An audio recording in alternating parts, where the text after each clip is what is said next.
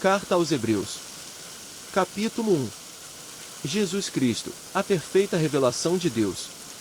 Antigamente, por meio dos profetas, Deus falou muitas vezes e de muitas maneiras aos nossos antepassados, mas nestes últimos tempos ele nos falou por meio do seu Filho.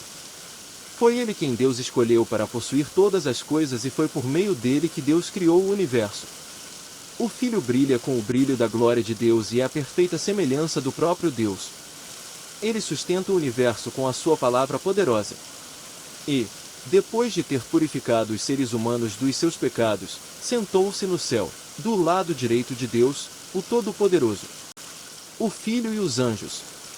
Assim Deus fez com que o Filho fosse superior aos anjos e lhe deu um nome que é superior ao nome deles. Pois Deus nunca disse a nenhum dos seus anjos: "Você é o meu filho, hoje eu me tornei o seu pai." E também não disse a respeito de nenhum anjo: "Eu serei o pai dele, e ele será o meu filho."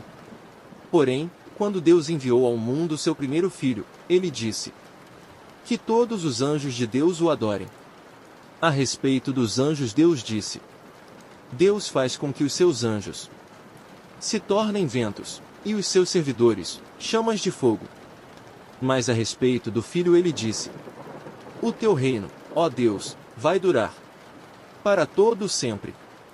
Tu governarás o teu povo com justiça. Tu amas o bem e odeias o mal." Foi por isso que Deus, o teu Deus, te escolheu e te deu a alegria de receber uma honra muito maior do que a dos teus companheiros. E as Escrituras também dizem: "Tu, Senhor, no começo criaste a terra, e, com as tuas próprias mãos, fizeste os céus. A terra e o céu vão acabar, mas tu viverás para sempre. Eles ficarão velhos como roupa, tu os dobrarás como se dobra um casaco, e serão trocados como se troca de roupa. Mas tu és sempre o mesmo, e a tua vida não tem fim." Deus nunca disse a nenhum dos seus anjos: "Sente-se do meu lado direito, até que eu ponha os seus inimigos como estrado debaixo dos seus pés." Então, o que são os anjos? Todos eles são espíritos que servem a Deus, os quais ele envia para ajudar os que vão receber a salvação. Capítulo 2. A grande salvação. Por isso devemos prestar mais atenção nas verdades que temos ouvido, para não nos desviarmos delas. Não há dúvida de que a mensagem que foi dada por meio dos anjos é verdadeira, e aqueles que não a seguiram nem foram obedientes a ela receberam o castigo que mereciam. Sendo assim, como é que nós escaparemos do castigo se desprezarmos uma salvação tão grande? Primeiro, o próprio Senhor Jesus anunciou essa salvação, e depois aqueles que a ouviram nos provaram que ela é verdadeira. Ao mesmo tempo, por meio de sinais de poder, maravilhas e muitos tipos de milagres, Deus confirmou o testemunho deles. E, de acordo com a sua vontade, distribuiu também os dons do Espírito Santo, Jesus Cristo, o Salvador. Pois Deus não deu aos anjos o poder de governar o mundo novo que está por vir, o mundo do qual estamos falando. Pelo contrário, em alguma parte das Escrituras Sagradas alguém afirma que é um simples ser humano, ó Deus, para que penses nele. Que é o ser mortal, para que te preocupes com ele. Tu o colocaste por pouco tempo em posição inferior à dos anjos, tu lhe deste a glória e a honra de um rei. E puseste todas as coisas debaixo do domínio dele. Quando se diz que Deus pôs todas as coisas debaixo do domínio dele, isso quer dizer que nada ficou de fora. Porém não vemos o ser humano governando hoje todas as coisas. Mas nós vemos Jesus fazendo isso. Por um pouco de tempo ele foi colocado em posição inferior à dos anjos, para que, pela graça de Deus, ele morresse por todas as pessoas. Agora nós o vemos coroado de glória e de honra por causa da morte que ele sofreu. Pois Deus, que cria e sustenta todas as coisas, fez o que era apropriado e tornou Jesus perfeito por meio do sofrimento. Deus fez isso a fim de que muitos, isto é, os seus filhos, tomassem parte na glória de Jesus, pois é Jesus quem os guia para a salvação. Jesus purifica as pessoas dos seus pecados, e todos, tanto ele como os que são purificados, têm o mesmo Pai. É por isso que Jesus não se envergonha de chamá-los de irmãos. Como ele diz: Ó Deus, eu falarei a respeito de ti aos meus irmãos, e te louvarei na reunião do povo. Diz também, eu confiarei nele. E diz ainda, aqui estou eu com os filhos que Deus me deu. Os filhos, como ele os chama, são pessoas de carne e sangue. E por isso o próprio Jesus se tornou igual a eles, tomando parte na natureza humana deles. Ele fez isso para que, por meio da sua morte, pudesse destruir o diabo, que tem poder sobre a morte. E também para libertar os que foram escravos toda a sua vida por causa do medo da morte. É claro que ele não veio para ajudar os anjos. Em vez disso, como dizem as Escrituras, ele ajuda os descendentes de Abraão. Isso quer dizer que foi preciso que Jesus se tornasse em tudo igual aos seus irmãos a fim de ser o grande sacerdote deles, bondoso e fiel no seu serviço a Deus, para que os pecados do povo fossem perdoados. E agora Jesus pode ajudar os que são tentados, pois ele mesmo foi tentado e sofreu. Capítulo 3. Jesus e Moisés. Meus irmãos na fé, vocês que também foram chamados por Deus, olhem para Jesus, que Deus enviou para ser o grande sacerdote da fé que professamos. Pois ele foi fiel a Deus, que o escolheu para esse serviço, assim como Moisés foi fiel no seu trabalho em toda a casa de Deus. Assim como a pessoa que constrói uma casa é mais importante do que a casa, assim, também, Jesus é mais importante do que Moisés. Uma casa tem de ser construída por alguém, mas Deus é o construtor de tudo que existe, e Moisés foi um servo fiel no seu trabalho na casa de Deus e falou das coisas que Deus ia dizer no futuro. Mas Cristo é fiel como filho, que dirige a casa de Deus. E nós seremos a sua casa se conservarmos a nossa coragem e a nossa confiança naquilo que esperamos. O descanso do povo de Deus. Por isso, como diz o Espírito Santo, se hoje vocês ouvirem a voz de Deus, não sejam teimosos.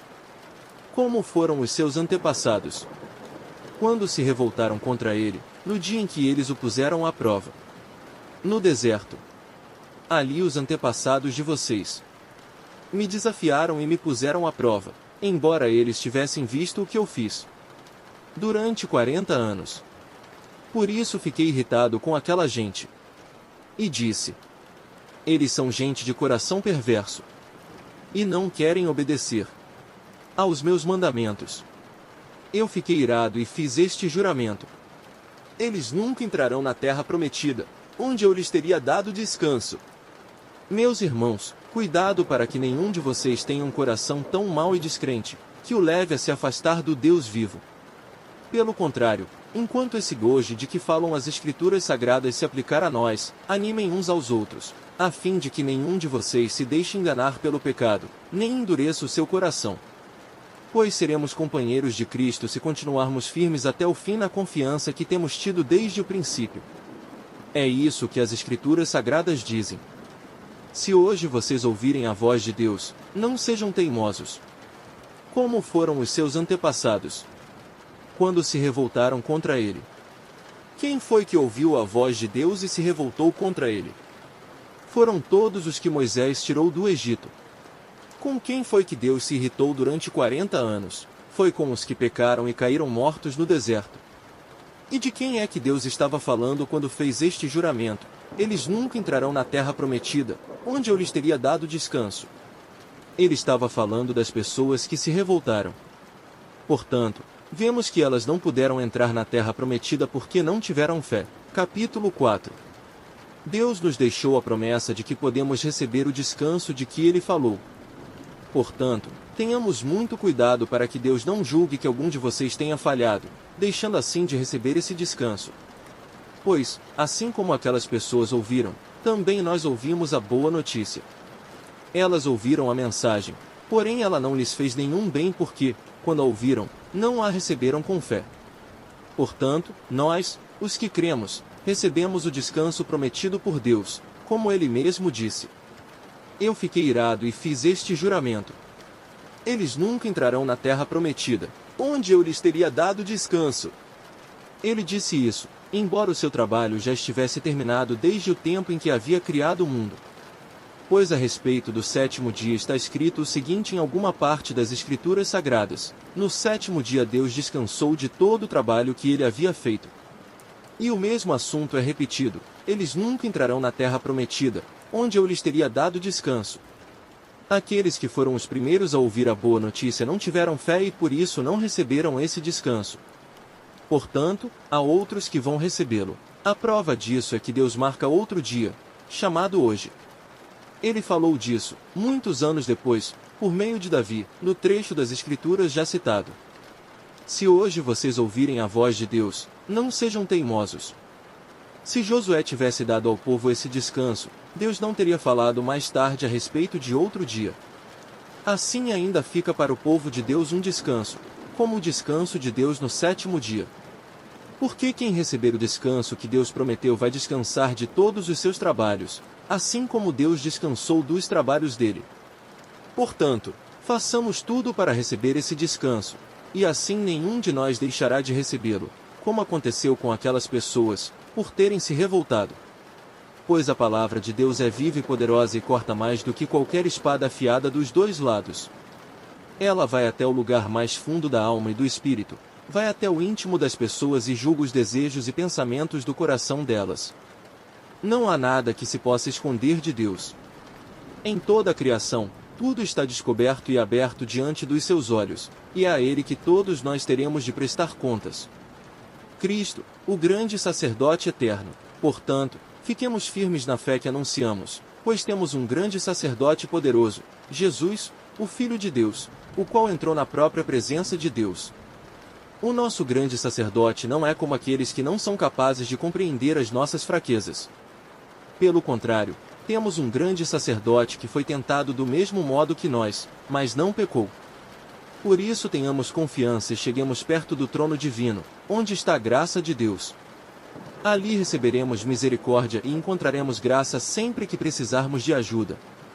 Capítulo 5. Cada grande sacerdote escolhido entre os homens e nomeado para servir a Deus em favor do povo, apresentando a Deus ofertas e sacrifícios pelos pecados. Como ele próprio tem as suas fraquezas, pode ter paciência com os ignorantes e com os que cometem erros. E, porque ele mesmo é fraco, precisa oferecer sacrifícios não somente pelos pecados do povo, mas também pelos seus próprios pecados. Ninguém escolhe para si mesmo a honra de ser grande sacerdote. É somente pela vontade de Deus que um homem é chamado para ser grande sacerdote, como aconteceu com Arão. Assim também Cristo não tomou para si mesmo a honra de ser grande sacerdote, foi Deus quem lhe deu essa honra, pois lhe disse: Você é o meu filho, hoje eu me tornei o seu pai. Em outro lugar das Escrituras Sagradas, ele também disse: Você será sacerdote para sempre, na ordem do sacerdócio de Melquisedeque. Durante a sua vida aqui na terra, Cristo, em voz alta e com lágrimas, fez orações e súplicas a Deus, que o podia salvar da morte. E as suas orações foram atendidas porque ele era dedicado a Deus. Embora fosse o Filho de Deus, ele aprendeu, por meio dos seus sofrimentos, a ser obediente. E, depois de ser aperfeiçoado, ele se tornou a fonte da salvação eterna para todos os que lhe obedecem. E Deus o nomeou grande sacerdote, na ordem do sacerdócio de Melquisedeque. O perigo de abandonar a fé. Temos muito o que dizer a respeito desse assunto, mas, porque vocês custam a entender as coisas, é difícil explicá-las. Depois de tanto tempo, vocês já deviam ser mestres, mas ainda precisam de alguém que lhes ensine as primeiras lições dos ensinamentos de Deus. Em vez de alimento sólido, vocês ainda precisam de leite, e quem precisa de leite ainda é criança e não tem nenhuma experiência para saber o que está certo ou errado. Porém a comida dos adultos é sólida, pois eles pela prática sabem a diferença entre o que é bom e o que é mal. Capítulo 6. Assim, vamos em frente a fim de chegarmos ao ensinamento de adultos, deixando para trás as primeiras lições da mensagem de Cristo. Nós não vamos colocar de novo as bases dessa mensagem, isto é, a necessidade de abandonar uma vida inútil e de crer em Deus, o ensinamento a respeito dos batismos e da cerimônia de pôr as mãos sobre os cristãos, e a ressurreição dos mortos e o julgamento eterno. Vamos em frente! E, se Deus quiser, é isso que faremos. Como é que as pessoas que abandonaram a fé podem se arrepender de novo? Elas já estavam na luz de Deus. Já haviam experimentado o dom do céu e recebido a sua parte do Espírito Santo. Já haviam conhecido por experiência que a palavra de Deus é boa e tinham experimentado os poderes do mundo que há de vir. Mas depois abandonaram a fé. É impossível levar essas pessoas a se arrependerem de novo, pois estão crucificando outra vez o Filho de Deus e zombando publicamente dele. Deus abençoa a terra que recebe a chuva, a qual muitas vezes cai sobre ela e produz plantas úteis para aqueles que trabalham nela. Mas a terra que produz mato e espinhos não serve para nada, ela corre o perigo de ser amaldiçoada por Deus e acaba sendo queimada. Porém, ainda que falemos dessa maneira, meus queridos irmãos, estamos certos de que vocês têm as melhores bênçãos que vêm da salvação. Deus não é injusto. Ele não esquece o trabalho que vocês fizeram nem o amor que lhe mostraram na ajuda que deram e ainda estão dando aos seus irmãos na fé. O nosso profundo desejo é que cada um de vocês continue com entusiasmo até o fim, para que, de fato, recebam o que esperam. Não queremos que se tornem preguiçosos, mas que sejam como os que creem e têm paciência, para que assim recebam o que Deus prometeu. A certeza da promessa de Deus. Deus fez a promessa a Abraão e jurou cumpri-la. E, como não havia ninguém maior do que ele mesmo, Deus jurou pelo seu próprio nome. Ele disse a Abraão: eu prometo que abençoarei você ricamente e lhe darei muitos descendentes. Abraão teve paciência e por isso recebeu o que Deus havia prometido. Quando alguém jura, usa o nome de uma pessoa que é maior do que ele, e o juramento acaba com qualquer discussão. Deus quis deixar bem claro aos que iam receber o que ele havia prometido que jamais mudaria a sua decisão. Por isso, junto com a promessa, fez o juramento. Portanto, há duas coisas que não podem ser mudadas, e a respeito delas Deus não pode mentir. E assim nós, que encontramos segurança nele, nos sentimos muito encorajados a nos manter firmes na esperança que nos foi dada. Essa esperança mantém segura e firme a nossa vida, assim como a âncora mantém seguro o barco. Ela passa pela cortina do templo do céu e entra no lugar santíssimo celestial. Foi lá que, para o nosso bem, Jesus entrou antes de nós. E ele se tornou para sempre o grande sacerdote, na ordem do sacerdócio de Melquisedeque. Capítulo 7. Melquisedeque, rei e sacerdote. Esse Melquisedeque era rei da cidade de Salém e sacerdote do Deus Altíssimo. Quando Abraão estava voltando da batalha em que matou os reis, Melquisedeque foi ao encontro dele e o abençoou. Abraão lhe deu a 10ª parte de tudo que ele havia tomado dos inimigos na batalha. O nome de Melquisedeque quer dizer primeiramente Rei da Justiça. E, porque ele era rei de Salém, o seu nome também quer dizer Rei da Paz. Não se conhece o pai, nem a mãe, nem qualquer antepassado de Melquisedeque, e também não se sabe nada sobre o seu nascimento ou sobre a sua morte. Por ser como filho de Deus, ele continua sacerdote para sempre. Vejam como Melquisedeque era grande. Abraão, o patriarca, lhe deu a 10ª parte de tudo que havia tomado dos inimigos na batalha. Conforme a lei de Moisés, os sacerdotes, que são descendentes de Levi, têm a obrigação de receber do povo a 10ª parte de tudo. Eles recebem dos seus próprios patrícios, embora estes também sejam descendentes de Abraão. Melquisedeque não era descendente de Levi, mas recebeu a 10ª parte daquilo que Abraão havia tomado na batalha e o abençoou. Sim, abençoou o próprio Abraão, que havia recebido as promessas de Deus. Não há dúvida de que aquele que abençoa é mais importante do que aquele que é abençoado. No caso dos sacerdotes, a 10ª parte é recebida por homens que um dia vão morrer. Mas, no caso de Melquisedeque, como dizem as Escrituras Sagradas, a 10ª parte foi recebida por alguém que continua vivo. Portanto, quando Abraão pagou a 10ª parte, Levi, cujos descendentes recebem a 10ª parte, também pagou, pois Levi não tinha nascido, e, por assim dizer, ainda estava no corpo do seu antepassado Abraão quando este se encontrou com Melquisedeque. A lei que o povo de Israel recebeu se baseava no sacerdócio dos levitas. Ora, se o trabalho dos sacerdotes levitas tivesse sido perfeito, não haveria necessidade de aparecer outro tipo de sacerdote, da ordem do sacerdócio de Melquisedeque e não da ordem de Arão. Pois, quando se muda o sacerdócio, a lei também precisa ser mudada. E o nosso Senhor Jesus, a respeito de quem são ditas essas coisas, pertencia a outra tribo, e nenhum membro dessa tribo jamais serviu como sacerdote. É sabido que, por nascimento, Jesus, o nosso Senhor, pertencia à tribo de Judá, e Moisés não disse nada dessa tribo quando falou a respeito de sacerdotes. Outro sacerdote como Melquisedeque. E tudo isso se torna bem mais claro, pois surgiu um sacerdote diferente, parecido com Melquisedeque. Ele não foi feito sacerdote pelas leis ou regras humanas, porém se tornou sacerdote por meio do poder de uma vida que não tem fim. Porque as Escrituras Sagradas dizem: você será sacerdote para sempre, na ordem do sacerdócio de Melquisedeque. Assim a regra antiga foi anulada porque era fraca e inútil, pois a lei não podia aperfeiçoar nada. Mas agora Deus nos deu uma esperança melhor, por meio da qual chegamos perto dele.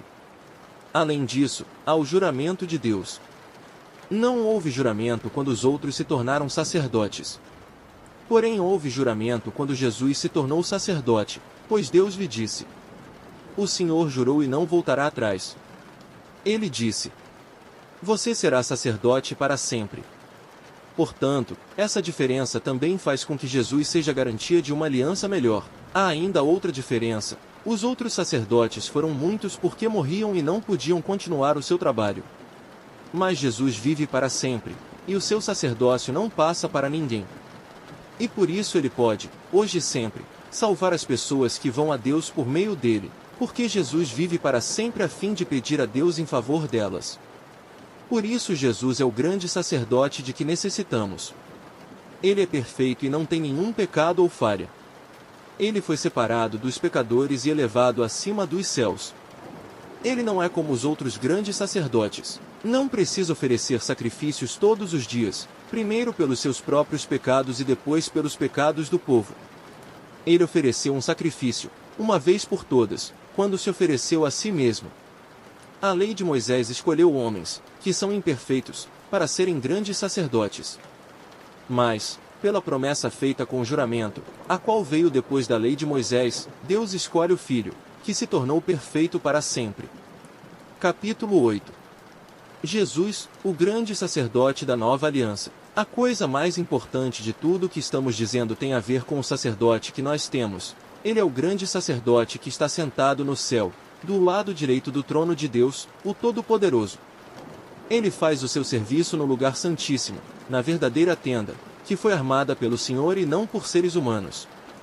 Todo grande sacerdote é escolhido para apresentar a Deus as ofertas e os sacrifícios de animais, e por isso é necessário que o nosso grande sacerdote tenha também alguma coisa para oferecer. Se ele estivesse na terra, não seria sacerdote, pois existem sacerdotes que apresentam as ofertas de acordo com a lei de Moisés.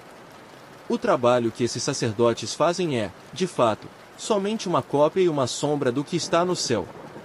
Foi isso que aconteceu quando Deus falou com Moisés. Quando Moisés estava para construir a tenda, Deus disse: tenha cuidado para fazer tudo de acordo com o modelo que eu lhe mostrei no monte. Mas, de fato, Jesus foi encarregado de um serviço sacerdotal que é superior ao dos sacerdotes. Pois a aliança que ele conseguiu é melhor porque ela se baseia em promessas de coisas melhores. Pois, se a primeira aliança tivesse sido perfeita, não seria necessária uma nova aliança. Mas Deus vê que o seu povo é culpado e diz: está chegando o tempo, diz o Senhor, em que farei uma nova aliança com o povo de Israel e com o povo de Judá. Essa aliança não será como aquela que eu fiz com os antepassados deles, no dia em que os peguei pela mão e os tirei da terra do Egito. Não foram fiéis à aliança que fiz com eles, e por isso, diz o Senhor, eu os desprezei. Quando esse tempo chegar, diz o Senhor, farei com o povo de Israel esta aliança. Eu porei as minhas leis na mente deles, e no coração deles as escreverei. Eu serei o Deus deles, e eles serão o meu povo. Ninguém vai precisar ensinar o seu patrício nem o seu parente, dizendo: procure conhecer o Senhor. Porque todos me conhecerão, tanto as pessoas mais humildes como as mais importantes. Pois eu perdoarei os seus pecados, e nunca mais lembrarei das suas maldades. E, quando Deus fala da nova aliança, é porque ele já tornou velha a primeira. E o que está ficando velho e gasto vai desaparecer logo. Capítulo 9. O novo santuário. A primeira aliança tinha leis sobre adoração e tinha também um santuário construído por seres humanos, onde se adorava a Deus.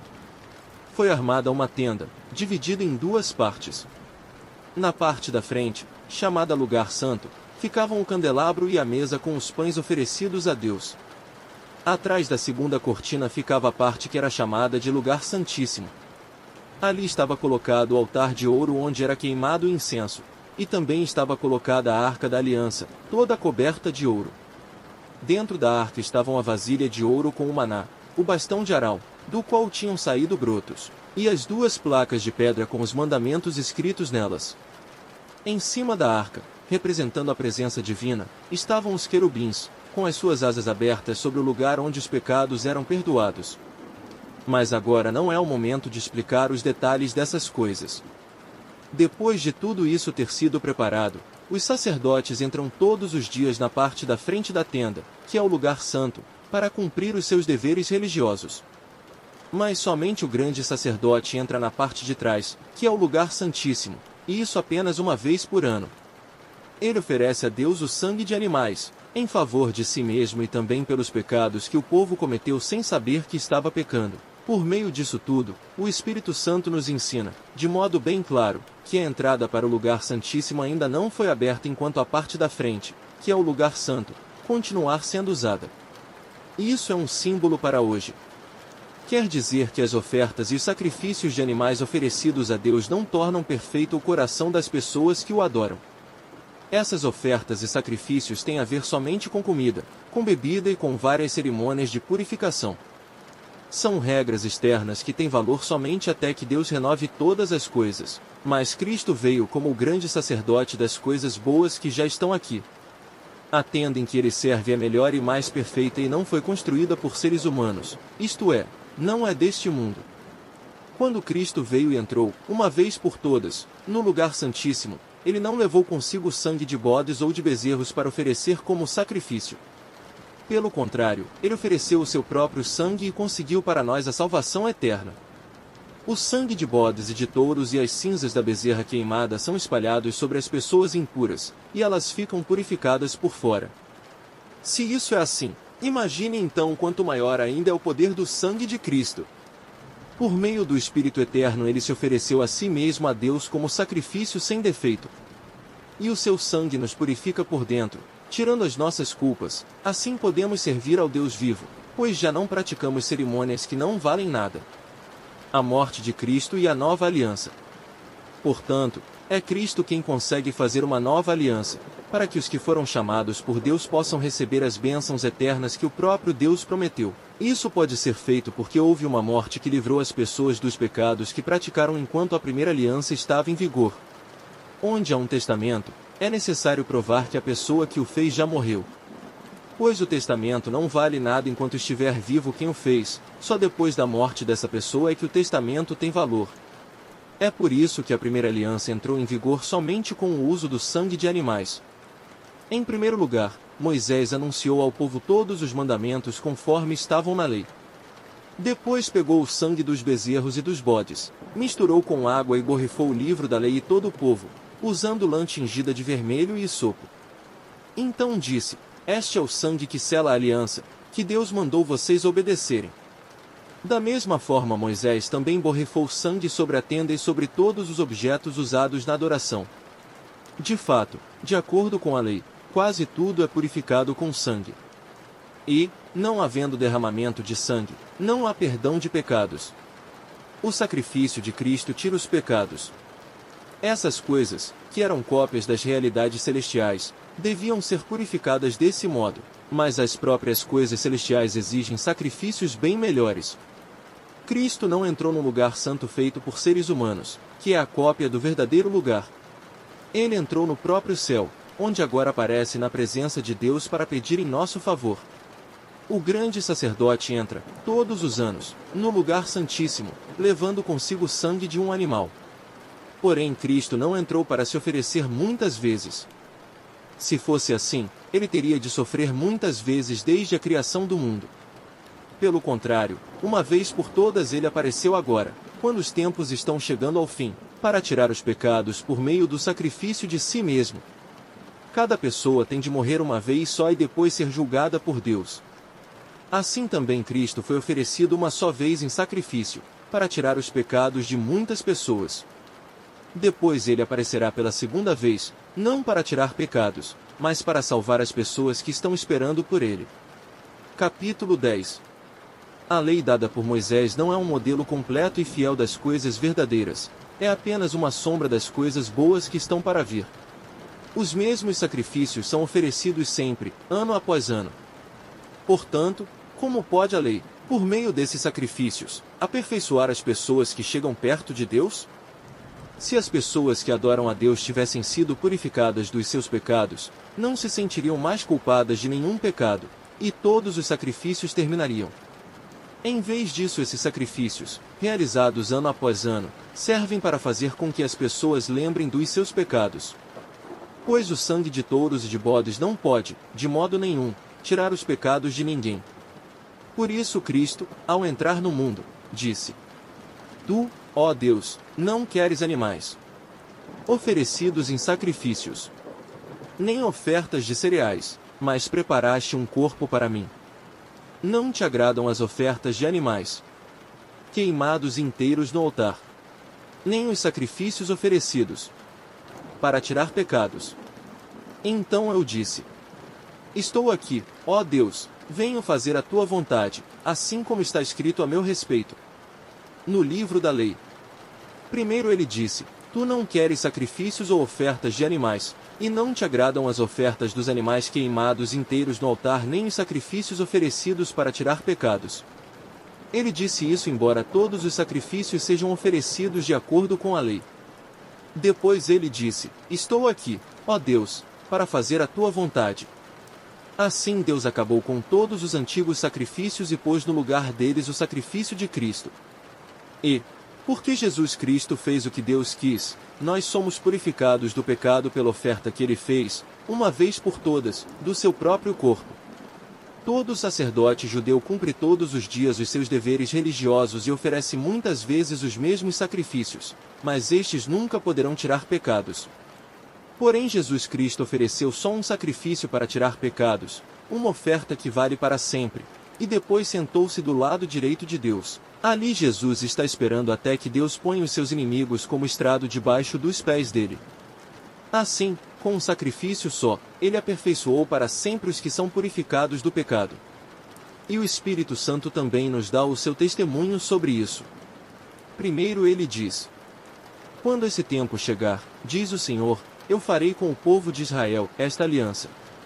Porei as minhas leis no coração deles, e na mente deles as escreverei.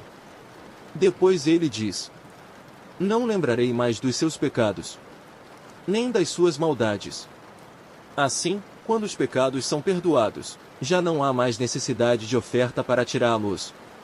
Cheguemos perto de Deus. Por isso, irmãos, por causa da morte de Jesus na cruz nós temos completa liberdade de entrar no lugar santíssimo. Por meio da cortina, isto é, por meio do seu próprio corpo, ele nos abriu um caminho novo e vivo. Nós temos um grande sacerdote para dirigir a casa de Deus. Portanto, cheguemos perto de Deus com um coração sincero e uma fé firme, com a consciência limpa das nossas culpas e com o corpo lavado com água pura. Guardemos firmemente a esperança da fé que professamos, pois podemos confiar que Deus cumprirá as suas promessas. Pensemos uns nos outros a fim de ajudarmos todos a terem mais amor e a fazerem o bem. Não abandonemos, como alguns estão fazendo, o costume de assistir às nossas reuniões. Pelo contrário, animemos uns aos outros e ainda mais agora que vocês veem que o dia está chegando. Pois, se continuarmos a pecar de propósito, depois de conhecer a verdade, já não há mais sacrifício que possa tirar os nossos pecados. Pelo contrário, resta apenas o medo do que acontecerá, medo do julgamento e do fogo violento que destruirá os que são contra Deus. Quem desobedece à lei de Moisés é condenado sem dó à morte, se for julgado culpado depois de ouvido o testemunho de 2 pessoas, pelo menos. Então, o que será que vai acontecer com os que desprezam o Filho de Deus e consideram como coisa sem valor o sangue da aliança de Deus, que os purificou? E o que acontecerá com quem insulta o Espírito do Deus, que o ama? Imaginem como será pior ainda o castigo que essa pessoa vai merecer, pois sabemos quem foi que disse: eu me vingarei, eu acertarei contas com eles. E quem também disse: o Senhor julgará o seu povo. 31 Que coisa terrível é cair nas mãos do Deus vivo. Lembrem do que aconteceu no passado. Naqueles dias, depois que a luz de Deus os iluminou, vocês sofreram muitas coisas, mas não foram vencidos na luta. Alguns foram insultados e maltratados publicamente, e em outras ocasiões vocês estavam prontos para tomar parte no sofrimento dos que foram tratados assim. Vocês participaram do sofrimento dos prisioneiros. E, quando tudo que vocês tinham foi tirado, vocês suportaram isso com alegria porque sabiam que possuíam uma coisa muito melhor, que dura para sempre. Portanto, não percam a coragem, pois ela traz uma grande recompensa. Vocês precisam ter paciência para poder fazer a vontade de Deus e receber o que Ele promete. Pois, como Ele diz nas Escrituras Sagradas, um pouco mais de tempo, um pouco mesmo, e virá aquele que tem de vir, ele não vai demorar. E todos aqueles que eu aceito terão fé em mim e viverão. Mas, se uma pessoa voltar atrás, eu não ficarei contente com ela. Nós não somos gente que volta atrás e se perde. Pelo contrário, temos fé e somos salvos. Capítulo 11. Heróis da fé. A fé é a certeza de que vamos receber as coisas que esperamos e a prova de que existem coisas que não podemos ver. Foi pela fé que as pessoas do passado conseguiram a aprovação de Deus. É pela fé que entendemos que o universo foi criado pela palavra de Deus e que aquilo que pode ser visto foi feito daquilo que não se vê. Foi pela fé que Abel ofereceu a Deus um sacrifício melhor do que o de Caim. Pela fé ele conseguiu a aprovação de Deus como um homem correto, tendo o próprio Deus aprovado as suas ofertas. Por meio da sua fé, Abel, mesmo depois de morto, ainda fala. Foi pela fé que Enoque escapou da morte. Ele foi levado para Deus, e ninguém o encontrou porque Deus mesmo o havia levado. As Escrituras Sagradas dizem que antes disso ele já havia agradado a Deus. Sem fé ninguém pode agradar a Deus, porque quem vai a Ele precisa crer que Ele existe e que recompensa os que procuram conhecê-lo melhor. Foi pela fé que Noé ouviu os avisos de Deus sobre as coisas que iam acontecer e que não podiam ser vistas. Noé obedeceu a Deus e construiu uma barca em que ele e a sua família foram salvos. Assim Noé condenou o mundo e recebeu de Deus a aprovação que vem por meio da fé. Foi pela fé que Abraão, ao ser chamado por Deus, obedeceu e saiu para uma terra que Deus lhe prometeu dar. Ele deixou o seu próprio país, sem saber para onde ia. Pela fé ele morou como estrangeiro na terra que Deus lhe havia prometido. Viveu em barracas com Isaque e Jacó, que também receberam a mesma promessa de Deus. Porque Abraão esperava a cidade que Deus planejou e construiu, a cidade que tem alicerces que não podem ser destruídos. Foi pela fé que Abraão se tornou pai, embora fosse velho demais e a própria Sara não pudesse ter filhos. Ele creu que Deus ia cumprir a sua promessa. Assim, de um só homem, que estava praticamente morto, nasceram tantos descendentes como as estrelas do céu, tão numerosos como os grãos de areia da praia do mar. Todos esses morreram cheios de fé.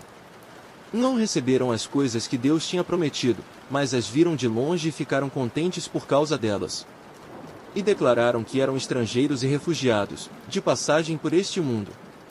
E aqueles que dizem isso mostram bem claro que estão procurando uma pátria para si mesmos, não ficaram pensando em voltar para a terra de onde tinham saído. Se quisessem, teriam a oportunidade de voltar. Mas, pelo contrário, estavam procurando uma pátria melhor, a pátria celestial.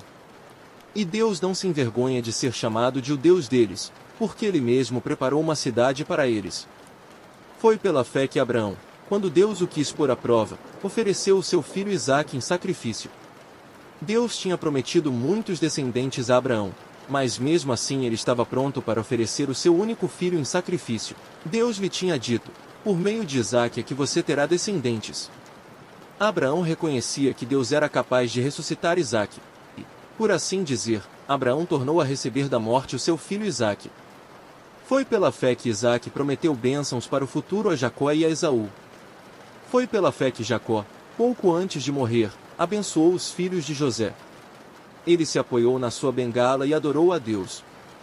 Foi pela fé que José, quando estava para morrer, Falou da saída dos israelitas do Egito e deu ordem sobre o que deveria ser feito com o seu corpo.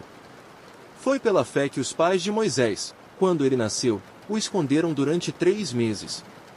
Eles viram que o menino era bonito e não tiveram medo de desobedecer à ordem do rei. Foi pela fé que Moisés, quando já era adulto, não quis ser chamado de filho da filha de Faraó. Ele preferiu sofrer com o povo de Deus em vez de gozar, por pouco tempo, os prazeres do pecado. Ele achou que era muito melhor sofrer o desprezo por causa do Messias do que possuir todos os tesouros do Egito. É que ele tinha os olhos fixos na recompensa futura. Foi pela fé que Moisés saiu do Egito, sem ter medo da raiva do rei, e continuou firme, como se estivesse vendo Deus invisível. Pela fé Moisés começou o costume de celebrar a Páscoa e mandou marcar com sangue as portas das casas dos israelitas para que o anjo da morte não matasse os filhos mais velhos deles. Foi pela fé que os israelitas atravessaram o Mar Vermelho como se fosse terra seca. E, quando os egípcios tentaram atravessar, o mar os engoliu. Foi pela fé que caíram as muralhas de Jericó, depois que os israelitas marcharam em volta delas durante 7 dias. Foi pela fé que Raabe, a prostituta, não morreu com os que tinham desobedecido a Deus, pois ela havia recebido bem os espiões israelitas. O que mais posso dizer? O tempo é pouco para falar de Gideão, de Baraque, de Sansão, de Jefté, de Davi, de Samuel e dos profetas. Pela fé eles lutaram contra nações inteiras e venceram. Fizeram o que era correto e receberam o que Deus lhes havia prometido. Fecharam a boca de leões, apagaram incêndios terríveis e escaparam de serem mortos à espada. Eram fracos, mas se tornaram fortes. Foram poderosos na guerra e venceram exércitos estrangeiros. Pela fé mulheres receberam de volta os seus mortos, que ressuscitaram. Outros foram torturados até a morte, eles recusaram ser postos em liberdade a fim de ressuscitar para uma vida melhor. Alguns foram insultados e surrados, e outros, acorrentados e jogados na cadeia. Outros foram mortos a pedradas, outros, cerrados pelo meio, e outros, mortos à espada. Andaram de um lado para outro vestidos de peles de ovelhas e de cabras, eram pobres, perseguidos e maltratados. Andaram como refugiados pelos desertos e montes, vivendo em cavernas e em buracos na terra. O mundo não era digno deles. Por que creram? Todas essas pessoas foram aprovadas por Deus, mas não receberam o que ele havia prometido. Pois Deus tinha preparado um plano ainda melhor para nós, a fim de que, somente conosco, elas fossem aperfeiçoadas. Capítulo 12. Deus, o nosso Pai. Assim nós temos essa grande multidão de testemunhas ao nosso redor.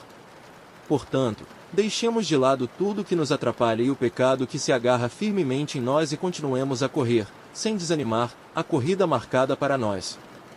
Conservemos os nossos olhos fixos em Jesus, pois é por meio dele que a nossa fé começa, e é ele quem a aperfeiçoa. Ele não deixou que a cruz fizesse com que ele desistisse. Pelo contrário, por causa da alegria que lhe foi prometida, ele não se importou com a humilhação de morrer na cruz e agora está sentado do lado direito do trono de Deus. Pensem no sofrimento dele e como suportou com paciência o ódio dos pecadores. Assim, vocês, não desanimem, nem desistam. Porque na luta contra o pecado vocês ainda não tiveram de combater até a morte. Será que vocês já esqueceram as palavras de encorajamento que Deus lhes disse, como se vocês fossem filhos dele? Pois ele disse: preste atenção, meu filho, quando o Senhor o castiga, e não se desanime. Quando ele o repreende. Pois o Senhor corrige quem ele ama. E castiga quem ele aceita como filho. Suportem o sofrimento com paciência como se fosse um castigo dado por um pai, pois o sofrimento de vocês mostra que Deus os está tratando como seus filhos. Será que existe algum filho que nunca foi corrigido pelo pai? Se vocês não são corrigidos como acontece com todos os filhos de Deus, então não são filhos de verdade, mas filhos ilegítimos. No caso dos nossos pais humanos, eles nos corrigiam, e nós os respeitávamos. Então devemos obedecer muito mais ainda ao nosso Pai Celestial e assim viveremos. Os nossos pais humanos nos corrigiam durante pouco tempo, pois achavam que isso era certo, mas Deus nos corrige para o nosso próprio bem, para que participemos da sua santidade. Quando somos corrigidos, isso no momento nos parece motivo de tristeza e não de alegria. Porém, mais tarde, os que foram corrigidos recebem como recompensa uma vida correta e de paz. Conselhos e avisos. Portanto, levantem as suas mãos cansadas e fortaleçam os seus joelhos enfraquecidos. Andem por caminhos aplanados para que o pé aleijado não manque, mas seja curado. Procurem ter paz com todos e se esforcem para viver uma vida completamente dedicada ao Senhor, pois sem isso ninguém o verá. Tomem cuidado para que ninguém abandone a graça de Deus. Cuidado, para que ninguém se torne como uma planta amarga que cresce e prejudica muita gente com o seu veneno. E tomem cuidado também para que ninguém se torne imoral ou perca o respeito pelas coisas sagradas, como Esaú, que, por causa de um prato de comida, vendeu os seus direitos de filho mais velho.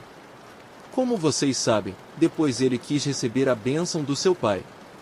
Mas foi rejeitado porque não encontrou um modo de mudar o que havia feito, embora procurasse fazer isso até mesmo com lágrimas. Vocês não foram como o povo de Israel, vocês não chegaram perto de alguma coisa que se pode tocar, como o Monte Sinai com o seu fogo destruidor, a escuridão e as trevas, a tempestade, o barulho de trombeta e o som de uma voz. Quando os israelitas ouviram a voz, pediram que ela não dissesse mais nada, pois eles não podiam suportar a ordem que dizia: até um animal, se tocar o monte, deverá ser morto a pedradas. O que estavam vendo era tão terrível, que Moisés disse: estou tremendo de medo.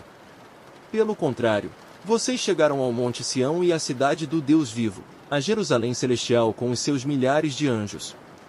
Vocês chegaram à reunião alegre dos filhos mais velhos de Deus, isto é, daqueles que têm o nome deles escrito no céu. Vocês chegaram até Deus, que é o juiz de todos, e chegaram também aos espíritos dos que são corretos e que foram aperfeiçoados. Vocês chegaram até Jesus, que fez a nova aliança e que borrifou o sangue que fala de coisas muito melhores do que o sangue de Abel. Portanto, tenham cuidado e não recusem ouvir aquele que fala. Aqueles que recusaram ouvir a pessoa que entregou a mensagem divina na terra não puderam escapar. Por isso muito menos escaparemos nós se rejeitarmos aquele que lá do céu nos fala. Naquele tempo a voz de Deus fez com que a terra estremecesse, mas agora ele prometeu isto: mais uma vez farei com que trema não somente a terra, mas também o céu. As palavras mais uma vez mostram bem que as coisas criadas serão abaladas e mudadas, para que as que não podem ser abaladas continuem como estão. Por isso sejamos agradecidos, pois já recebemos um reino que não pode ser abalado. Sejamos agradecidos e adoremos a Deus de um modo que o agrade, com respeito e temor. Porque, na verdade, o nosso Deus é um fogo destruidor. Capítulo 13. Como agradar a Deus? Continuem a amar uns aos outros como irmãos em Cristo. Não deixem de receber bem aqueles que vêm à casa de vocês, pois alguns que foram hospitaleiros receberam anjos, sem saber. Lembrem dos presos, como se vocês estivessem na cadeia com eles. Lembrem dos que sofrem, como se vocês estivessem sofrendo com eles. Que o casamento seja respeitado por todos, e que os maridos e as esposas sejam fiéis um ao outro. Deus julgará os imorais e os que cometem adultério.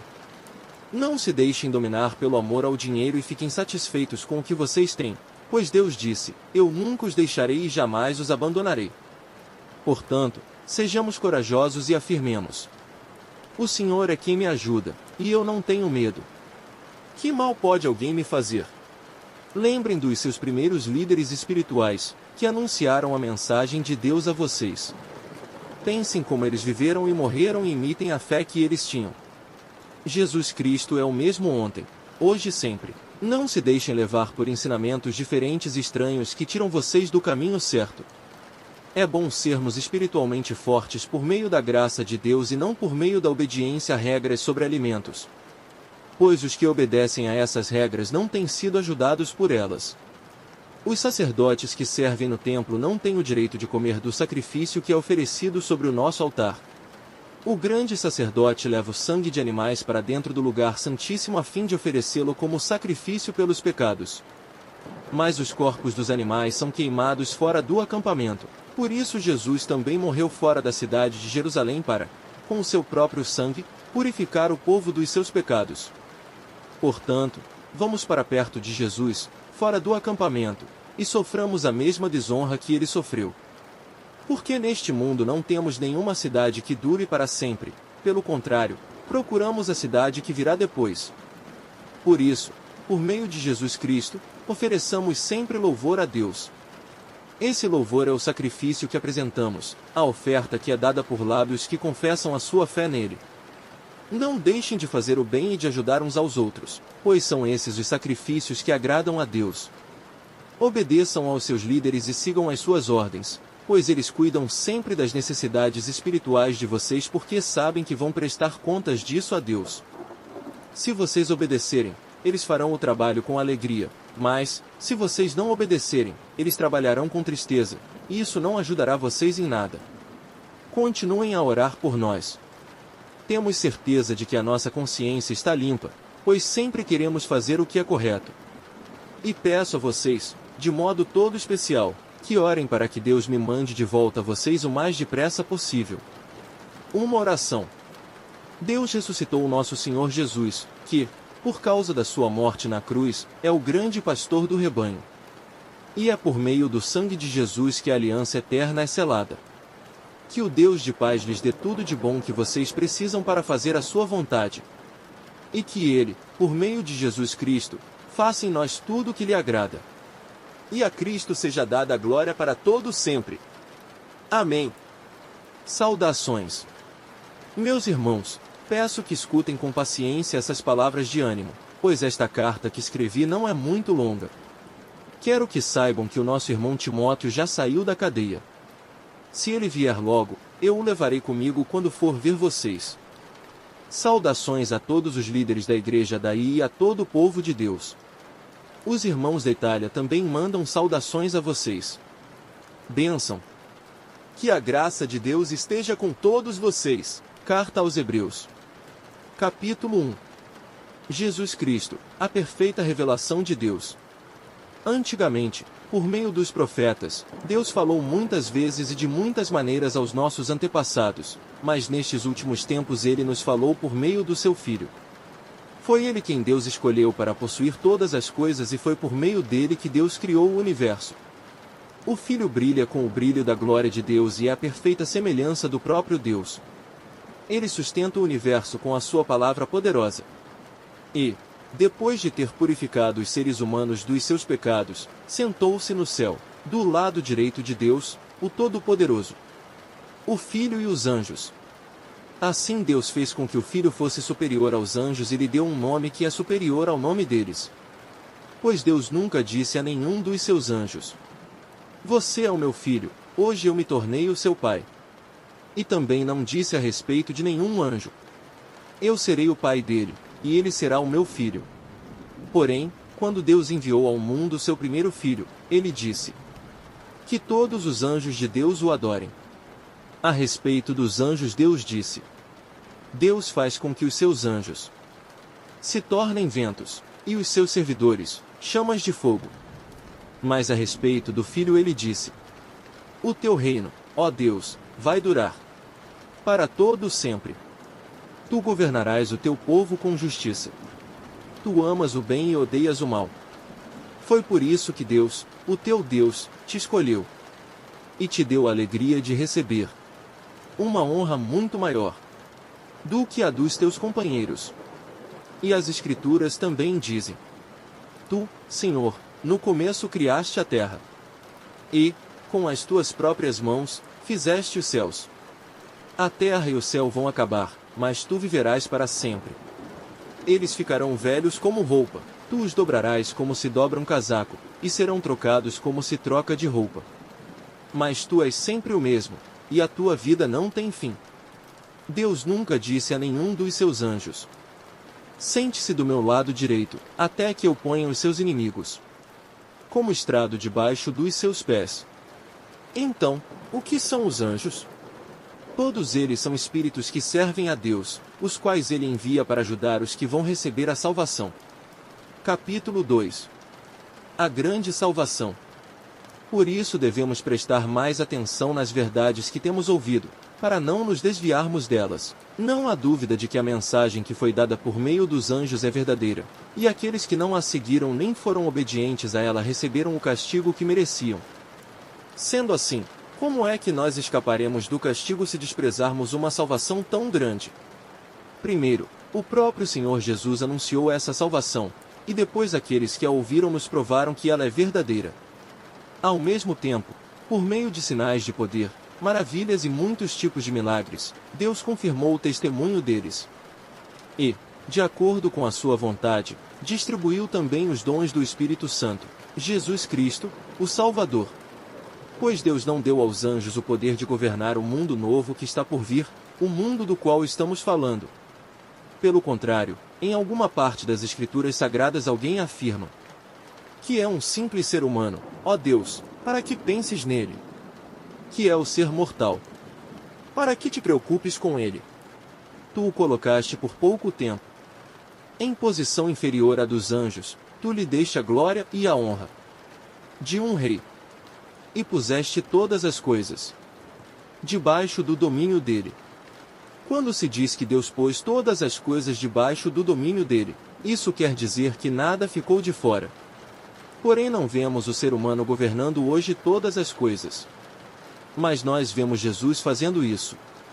Por um pouco de tempo ele foi colocado em posição inferior à dos anjos, para que, pela graça de Deus, ele morresse por todas as pessoas.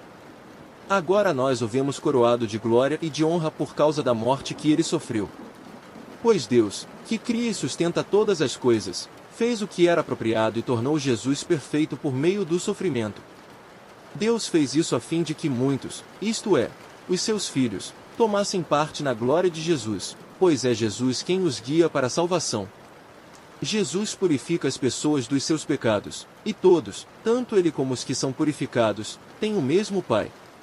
É por isso que Jesus não se envergonha de chamá-los de irmãos. Como ele diz: ó Deus, eu falarei a respeito de ti aos meus irmãos, e te louvarei na reunião do povo. Diz também: eu confiarei nele. E diz ainda: aqui estou eu com os filhos que Deus me deu. Os filhos, como ele os chama, são pessoas de carne e sangue. E por isso o próprio Jesus se tornou igual a eles, tomando parte na natureza humana deles. Ele fez isso para que, por meio da sua morte, pudesse destruir o diabo, que tem poder sobre a morte. E também para libertar os que foram escravos toda a sua vida por causa do medo da morte. É claro que ele não veio para ajudar os anjos. Em vez disso, como dizem as Escrituras, ele ajuda os descendentes de Abraão. Isso quer dizer que foi preciso que Jesus se tornasse em tudo igual aos seus irmãos a fim de ser o grande sacerdote deles, bondoso e fiel no seu serviço a Deus, para que os pecados do povo fossem perdoados. E agora Jesus pode ajudar os que são tentados, pois ele mesmo foi tentado e sofreu. Capítulo 3. Jesus e Moisés. Meus irmãos na fé, vocês que também foram chamados por Deus, olhem para Jesus, que Deus enviou para ser o grande sacerdote da fé que professamos. Pois ele foi fiel a Deus, que o escolheu para esse serviço, assim como Moisés foi fiel no seu trabalho em toda a casa de Deus. Assim como a pessoa que constrói uma casa é mais importante do que a casa, assim, também, Jesus é mais importante do que Moisés. Uma casa tem de ser construída por alguém, mas Deus é o construtor de tudo que existe, e Moisés foi um servo fiel no seu trabalho na casa de Deus e falou das coisas que Deus ia dizer no futuro. Mas Cristo é fiel como filho, que dirige a casa de Deus. E nós seremos a sua casa se conservarmos a nossa coragem e a nossa confiança naquilo que esperamos. O descanso do povo de Deus. Por isso, como diz o Espírito Santo, se hoje vocês ouvirem a voz de Deus, não sejam teimosos, como foram os seus antepassados, quando se revoltaram contra ele, no dia em que eles o puseram à prova no deserto. Ali os antepassados de vocês me desafiaram e me puseram à prova, embora eles tivessem visto o que eu fiz durante 40 anos. Por isso fiquei irritado com aquela gente. E disse: eles são gente de coração perverso, e não querem obedecer aos meus mandamentos. Eu fiquei irado e fiz este juramento: eles nunca entrarão na terra prometida, onde eu lhes teria dado descanso. Meus irmãos, cuidado para que nenhum de vocês tenha um coração tão mau e descrente, que o leve a se afastar do Deus vivo. Pelo contrário, enquanto esse goje de que falam as Escrituras Sagradas se aplicar a nós, animem uns aos outros, a fim de que nenhum de vocês se deixe enganar pelo pecado, nem endureça o seu coração. Pois seremos companheiros de Cristo se continuarmos firmes até o fim na confiança que temos tido desde o princípio. É isso que as Escrituras Sagradas dizem. Se hoje vocês ouvirem a voz de Deus, não sejam teimosos. Como foram os seus antepassados, quando se revoltaram contra ele? Quem foi que ouviu a voz de Deus e se revoltou contra ele? Foram todos os que Moisés tirou do Egito. Com quem foi que Deus se irritou durante 40 anos? Foi com os que pecaram e caíram mortos no deserto. E de quem é que Deus estava falando quando fez este juramento? Eles nunca entrarão na terra prometida, onde eu lhes teria dado descanso. Ele estava falando das pessoas que se revoltaram. Portanto, vemos que elas não puderam entrar na terra prometida porque não tiveram fé. Capítulo 4. Deus nos deixou a promessa de que podemos receber o descanso de que Ele falou. Portanto, tenhamos muito cuidado para que Deus não julgue que algum de vocês tenha falhado, deixando assim de receber esse descanso. Pois, assim como aquelas pessoas ouviram, também nós ouvimos a boa notícia. Elas ouviram a mensagem, porém ela não lhes fez nenhum bem porque, quando a ouviram, não a receberam com fé. Portanto, nós, os que cremos, recebemos o descanso prometido por Deus, como Ele mesmo disse.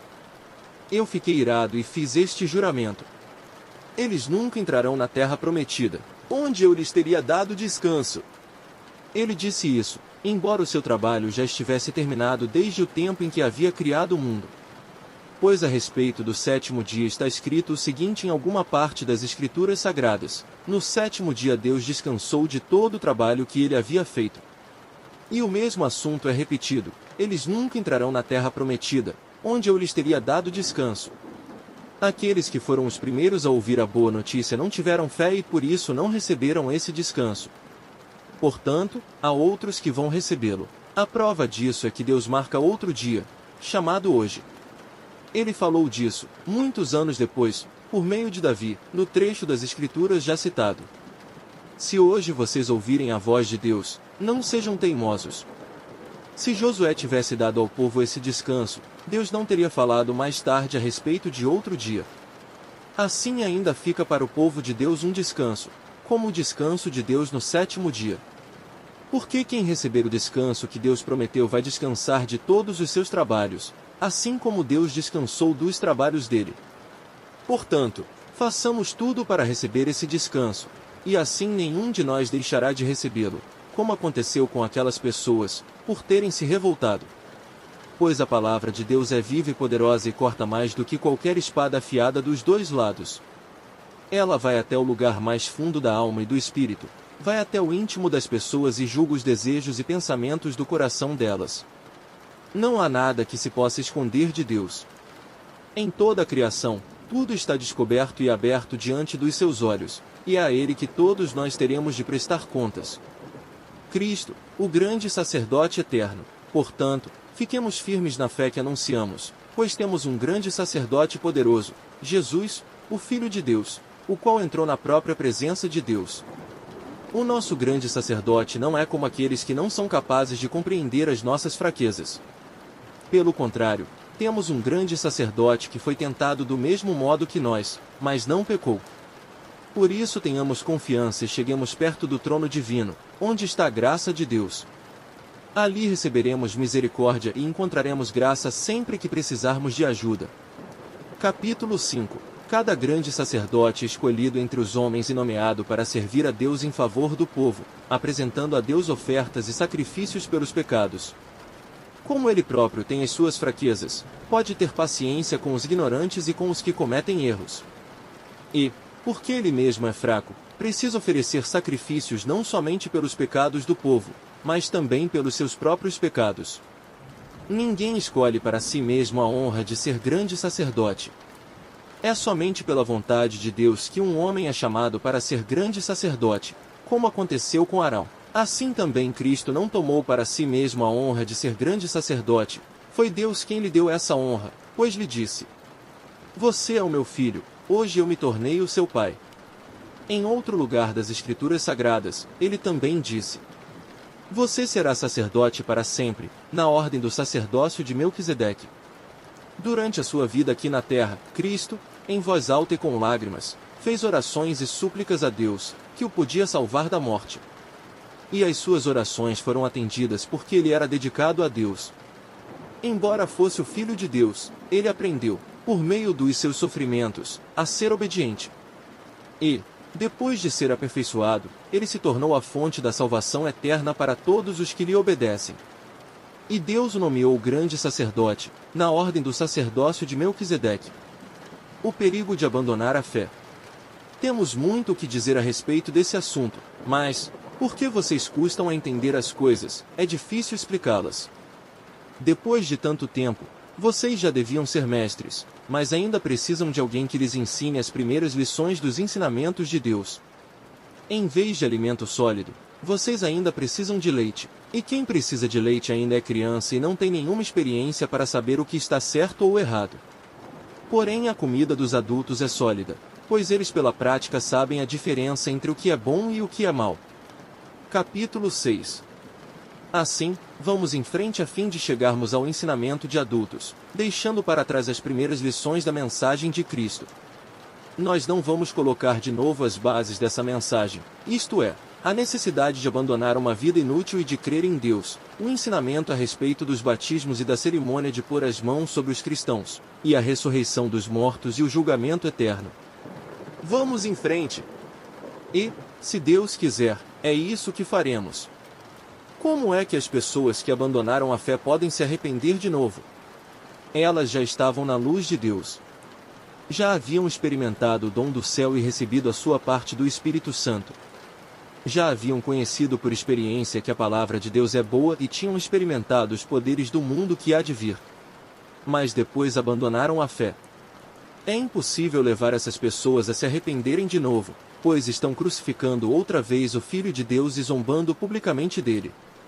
Deus abençoa a terra que recebe a chuva, a qual muitas vezes cai sobre ela e produz plantas úteis para aqueles que trabalham nela. Mas a terra que produz mato e espinhos não serve para nada, ela corre o perigo de ser amaldiçoada por Deus e acaba sendo queimada. Porém, ainda que falemos dessa maneira, meus queridos irmãos, estamos certos de que vocês têm as melhores bênçãos que vêm da salvação. Deus não é injusto. Ele não esquece o trabalho que vocês fizeram nem o amor que lhe mostraram na ajuda que deram e ainda estão dando aos seus irmãos na fé. O nosso profundo desejo é que cada um de vocês continue com entusiasmo até o fim, para que, de fato, recebam o que esperam. Não queremos que se tornem preguiçosos, mas que sejam como os que creem e têm paciência, para que assim recebam o que Deus prometeu. A certeza da promessa de Deus. Deus fez a promessa a Abraão e jurou cumpri-la. E, como não havia ninguém maior do que ele mesmo, Deus jurou pelo seu próprio nome. Ele disse a Abraão: Eu prometo que abençoarei você ricamente e lhe darei muitos descendentes. Abraão teve paciência e por isso recebeu o que Deus havia prometido. Quando alguém jura, usa o nome de uma pessoa que é maior do que ele, e o juramento acaba com qualquer discussão. Deus quis deixar bem claro aos que iam receber o que ele havia prometido que jamais mudaria a sua decisão. Por isso, junto com a promessa, fez o juramento. Portanto, há duas coisas que não podem ser mudadas, e a respeito delas Deus não pode mentir. E assim nós, que encontramos segurança nele, nos sentimos muito encorajados a nos manter firmes na esperança que nos foi dada. Essa esperança mantém segura e firme a nossa vida, assim como a âncora mantém seguro o barco. Ela passa pela cortina do templo do céu e entra no lugar santíssimo celestial. Foi lá que, para o nosso bem, Jesus entrou antes de nós. E ele se tornou para sempre o grande sacerdote, na ordem do sacerdócio de Melquisedeque. Capítulo 7. Melquisedeque, rei e sacerdote. Esse Melquisedeque era rei da cidade de Salém e sacerdote do Deus Altíssimo. Quando Abraão estava voltando da batalha em que matou os reis, Melquisedeque foi ao encontro dele e o abençoou. Abraão lhe deu a 10ª parte de tudo que ele havia tomado dos inimigos na batalha. O nome de Melquisedeque quer dizer primeiramente Rei da Justiça. E, porque ele era rei de Salém, o seu nome também quer dizer Rei da Paz. Não se conhece o pai, nem a mãe, nem qualquer antepassado de Melquisedeque, e também não se sabe nada sobre o seu nascimento ou sobre a sua morte. Por ser como filho de Deus, ele continua sacerdote para sempre. Vejam como Melquisedeque era grande. Abraão, o patriarca, lhe deu a 10ª parte de tudo que havia tomado dos inimigos na batalha. Conforme a lei de Moisés, os sacerdotes, que são descendentes de Levi, têm a obrigação de receber do povo a 10ª parte de tudo. Eles recebem dos seus próprios patrícios, embora estes também sejam descendentes de Abraão. Melquisedeque não era descendente de Levi, mas recebeu a 10ª parte daquilo que Abraão havia tomado na batalha e o abençoou. Sim, abençoou o próprio Abraão, que havia recebido as promessas de Deus. Não há dúvida de que aquele que abençoa é mais importante do que aquele que é abençoado. No caso dos sacerdotes, a 10ª parte é recebida por homens que um dia vão morrer. Mas, no caso de Melquisedeque, como dizem as Escrituras Sagradas, a 10ª parte foi recebida por alguém que continua vivo. Portanto, quando Abraão pagou a 10ª parte, Levi, cujos descendentes recebem a 10ª parte, também pagou, pois Levi não tinha nascido, e, por assim dizer, ainda estava no corpo do seu antepassado Abraão quando este se encontrou com Melquisedeque. A lei que o povo de Israel recebeu se baseava no sacerdócio dos levitas. Ora, se o trabalho dos sacerdotes levitas tivesse sido perfeito, não haveria necessidade de aparecer outro tipo de sacerdote, da ordem do sacerdócio de Melquisedeque e não da ordem de Arão. Pois, quando se muda o sacerdócio, a lei também precisa ser mudada.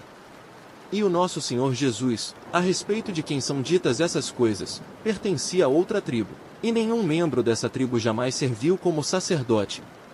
É sabido que, por nascimento, Jesus, o nosso Senhor, pertencia à tribo de Judá, e Moisés não disse nada dessa tribo quando falou a respeito de sacerdotes. Outro sacerdote como Melquisedeque. E tudo isso se torna bem mais claro, pois surgiu um sacerdote diferente, parecido com Melquisedeque. Ele não foi feito sacerdote pelas leis ou regras humanas, porém se tornou sacerdote por meio do poder de uma vida que não tem fim. Porque as Escrituras Sagradas dizem: você será sacerdote para sempre, na ordem do sacerdócio de Melquisedeque. Assim a regra antiga foi anulada porque era fraca e inútil. Pois a lei não podia aperfeiçoar nada. Mas agora Deus nos deu uma esperança melhor, por meio da qual chegamos perto dele. Além disso, há o juramento de Deus. Não houve juramento quando os outros se tornaram sacerdotes. Porém houve juramento quando Jesus se tornou sacerdote, pois Deus lhe disse: o Senhor jurou e não voltará atrás. Ele disse: você será sacerdote para sempre.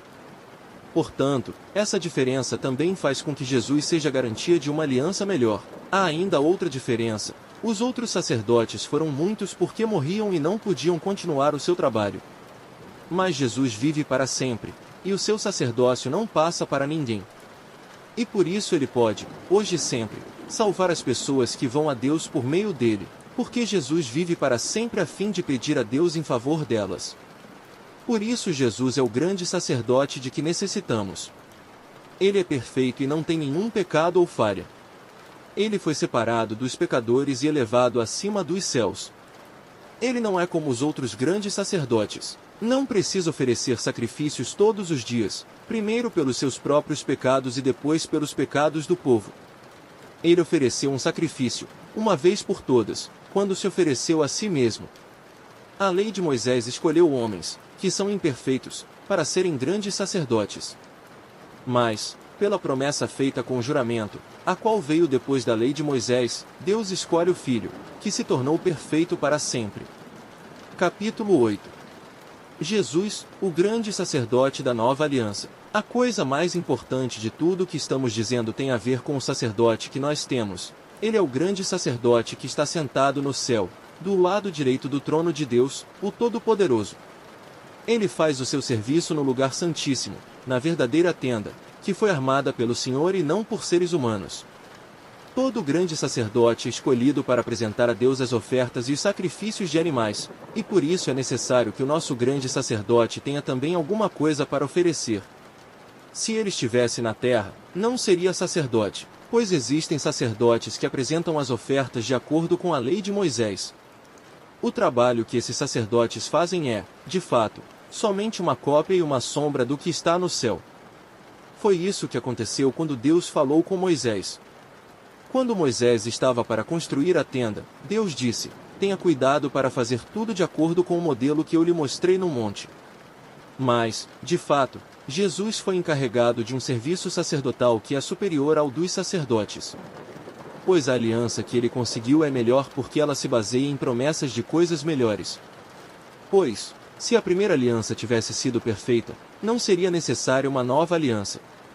Mas Deus vê que o seu povo é culpado e diz: está chegando o tempo, diz o Senhor, em que farei uma nova aliança com o povo de Israel e com o povo de Judá. Essa aliança não será como aquela que eu fiz com os antepassados deles, no dia em que os peguei pela mão e os tirei da terra do Egito. Não foram fiéis à aliança que fiz com eles, e por isso, diz o Senhor, eu os desprezei. Quando esse tempo chegar, diz o Senhor, farei com o povo de Israel esta aliança. Eu porei as minhas leis na mente deles, e no coração deles as escreverei. Eu serei o Deus deles, e eles serão o meu povo. Ninguém vai precisar ensinar o seu patrício nem o seu parente, dizendo: procure conhecer o Senhor. Porque todos me conhecerão, tanto as pessoas mais humildes como as mais importantes. Pois eu perdoarei os seus pecados, e nunca mais lembrarei das suas maldades. E, quando Deus fala da nova aliança, é porque ele já tornou velha a primeira. E o que está ficando velho e gasto vai desaparecer logo. Capítulo 9. O novo santuário. A primeira aliança tinha leis sobre adoração e tinha também um santuário construído por seres humanos, onde se adorava a Deus. Foi armada uma tenda, dividida em duas partes. Na parte da frente, chamada Lugar Santo, ficavam o candelabro e a mesa com os pães oferecidos a Deus. Atrás da segunda cortina ficava a parte que era chamada de Lugar Santíssimo. Ali estava colocado o altar de ouro onde era queimado o incenso, e também estava colocada a arca da aliança, toda coberta de ouro. Dentro da arca estavam a vasilha de ouro com o maná, o bastão de Arão, do qual tinham saído brotos, e as duas placas de pedra com os mandamentos escritos nelas. Em cima da arca, representando a presença divina, estavam os querubins, com as suas asas abertas sobre o lugar onde os pecados eram perdoados. Mas agora não é o momento de explicar os detalhes dessas coisas. Depois de tudo isso ter sido preparado, os sacerdotes entram todos os dias na parte da frente da tenda, que é o lugar santo, para cumprir os seus deveres religiosos. Mas somente o grande sacerdote entra na parte de trás, que é o lugar santíssimo, e isso apenas uma vez por ano. Ele oferece a Deus o sangue de animais, em favor de si mesmo e também pelos pecados que o povo cometeu sem saber que estava pecando. Por meio disso tudo, o Espírito Santo nos ensina, de modo bem claro, que a entrada para o lugar santíssimo ainda não foi aberta enquanto a parte da frente, que é o lugar santo, continuar sendo usada. E isso é um símbolo para hoje. Quer dizer que as ofertas e os sacrifícios de animais oferecidos a Deus não tornam perfeito o coração das pessoas que o adoram. Essas ofertas e sacrifícios têm a ver somente com comida, com bebida e com várias cerimônias de purificação. São regras externas que têm valor somente até que Deus renove todas as coisas, mas Cristo veio como o grande sacerdote das coisas boas que já estão aqui. A tenda em que ele serve é melhor e mais perfeita e não foi construída por seres humanos, isto é, não é deste mundo. Quando Cristo veio e entrou, uma vez por todas, no lugar santíssimo, ele não levou consigo sangue de bodes ou de bezerros para oferecer como sacrifício. Pelo contrário, ele ofereceu o seu próprio sangue e conseguiu para nós a salvação eterna. O sangue de bodes e de touros e as cinzas da bezerra queimada são espalhados sobre as pessoas impuras, e elas ficam purificadas por fora. Se isso é assim, imagine então quanto maior ainda é o poder do sangue de Cristo. Por meio do Espírito Eterno ele se ofereceu a si mesmo a Deus como sacrifício sem defeito. E o seu sangue nos purifica por dentro, tirando as nossas culpas, assim podemos servir ao Deus vivo, pois já não praticamos cerimônias que não valem nada. A morte de Cristo e a nova aliança. Portanto, é Cristo quem consegue fazer uma nova aliança, para que os que foram chamados por Deus possam receber as bênçãos eternas que o próprio Deus prometeu. Isso pode ser feito porque houve uma morte que livrou as pessoas dos pecados que praticaram enquanto a primeira aliança estava em vigor. Onde há um testamento, é necessário provar que a pessoa que o fez já morreu. Pois o testamento não vale nada enquanto estiver vivo quem o fez, só depois da morte dessa pessoa é que o testamento tem valor. É por isso que a primeira aliança entrou em vigor somente com o uso do sangue de animais. Em primeiro lugar, Moisés anunciou ao povo todos os mandamentos conforme estavam na lei. Depois pegou o sangue dos bezerros e dos bodes, misturou com água e borrifou o livro da lei e todo o povo, usando lã tingida de vermelho e hisopo. Então disse: Este é o sangue que sela a aliança, que Deus mandou vocês obedecerem. Da mesma forma Moisés também borrifou sangue sobre a tenda e sobre todos os objetos usados na adoração. De fato, de acordo com a lei, quase tudo é purificado com sangue. E, não havendo derramamento de sangue, não há perdão de pecados. O sacrifício de Cristo tira os pecados. Essas coisas, que eram cópias das realidades celestiais, deviam ser purificadas desse modo, mas as próprias coisas celestiais exigem sacrifícios bem melhores. Cristo não entrou no lugar santo feito por seres humanos, que é a cópia do verdadeiro lugar. Ele entrou no próprio céu, onde agora aparece na presença de Deus para pedir em nosso favor. O grande sacerdote entra, todos os anos, no lugar santíssimo, levando consigo o sangue de um animal. Porém Cristo não entrou para se oferecer muitas vezes. Se fosse assim, ele teria de sofrer muitas vezes desde a criação do mundo. Pelo contrário, uma vez por todas ele apareceu agora, quando os tempos estão chegando ao fim, para tirar os pecados por meio do sacrifício de si mesmo. Cada pessoa tem de morrer uma vez só e depois ser julgada por Deus. Assim também Cristo foi oferecido uma só vez em sacrifício, para tirar os pecados de muitas pessoas. Depois ele aparecerá pela segunda vez, não para tirar pecados, mas para salvar as pessoas que estão esperando por ele. Capítulo 10. A lei dada por Moisés não é um modelo completo e fiel das coisas verdadeiras, é apenas uma sombra das coisas boas que estão para vir. Os mesmos sacrifícios são oferecidos sempre, ano após ano. Portanto, como pode a lei, por meio desses sacrifícios, aperfeiçoar as pessoas que chegam perto de Deus? Se as pessoas que adoram a Deus tivessem sido purificadas dos seus pecados, não se sentiriam mais culpadas de nenhum pecado, e todos os sacrifícios terminariam. Em vez disso, esses sacrifícios, realizados ano após ano, servem para fazer com que as pessoas lembrem dos seus pecados. Pois o sangue de touros e de bodes não pode, de modo nenhum, tirar os pecados de ninguém. Por isso Cristo, ao entrar no mundo, disse: Tu, ó Deus, não queres animais oferecidos em sacrifícios, nem ofertas de cereais, mas preparaste um corpo para mim. Não te agradam as ofertas de animais queimados inteiros no altar, nem os sacrifícios oferecidos para tirar pecados. Então eu disse: Estou aqui, ó Deus, venho fazer a tua vontade, assim como está escrito a meu respeito no livro da lei. Primeiro ele disse: Tu não queres sacrifícios ou ofertas de animais, e não te agradam as ofertas dos animais queimados inteiros no altar nem os sacrifícios oferecidos para tirar pecados. Ele disse isso embora todos os sacrifícios sejam oferecidos de acordo com a lei.